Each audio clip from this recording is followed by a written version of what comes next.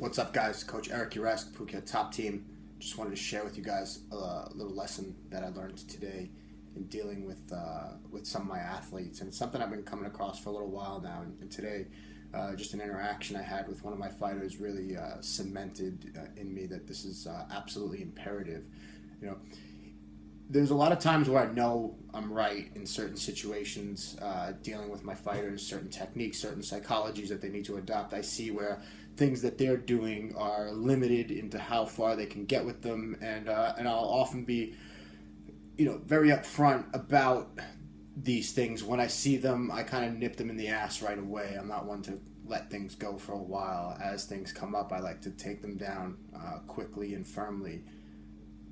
In doing that, though, I can be a bit heavy-handed in my message, especially when I find a fighter's not trusting me, when a fighter doesn't believe me or just wants to keep doing whatever it is that they're doing, even though I see the imminent failure that's going to come from doing what they're doing. The little bit of wisdom that sort of came to me today through trial and error is that even when this happens, I have to allow each fighter the dignity to learn their own lessons.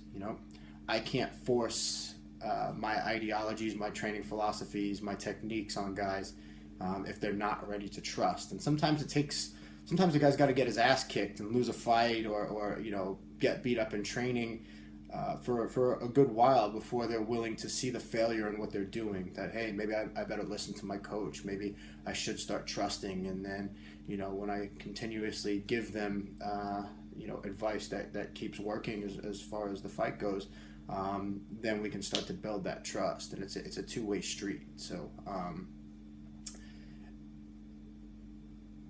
and on top of that, I have to make sure that I'm creating an environment, a training environment, where these guys are not afraid to make mistakes, where if they do something wrong or they do fail even in a fight where it counts, that that my critiques are in a very guiding way. That's not to say I have to be gentle all the time, and sometimes I do need to be firm.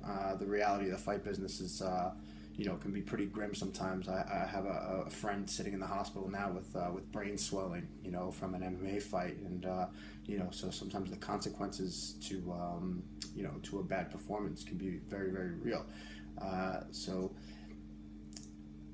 I just think back to me as a kid. I became a perfectionist and an unhealthy perfectionist because I was afraid to make mistakes. And so what happens when somebody becomes an unhealthy perfectionist, they have a really, really hard time pulling the trigger when it counts, right? So the training room might not be that bad, but when there's some stakes on the line and you're waiting for these perfect moments to execute, sometimes you wait forever and you do nothing, and you get that analysis paralysis, and that's one of the worst things that can happen to a fighter. Whereas fighters that just trust and they're, okay, mistakes are going to happen and I'll make adjustments and move along as the fight progresses, those guys tend to perform better under high stress situations, and that's what we want. We want guys to perform better under high stress situations. So that starts in the training room.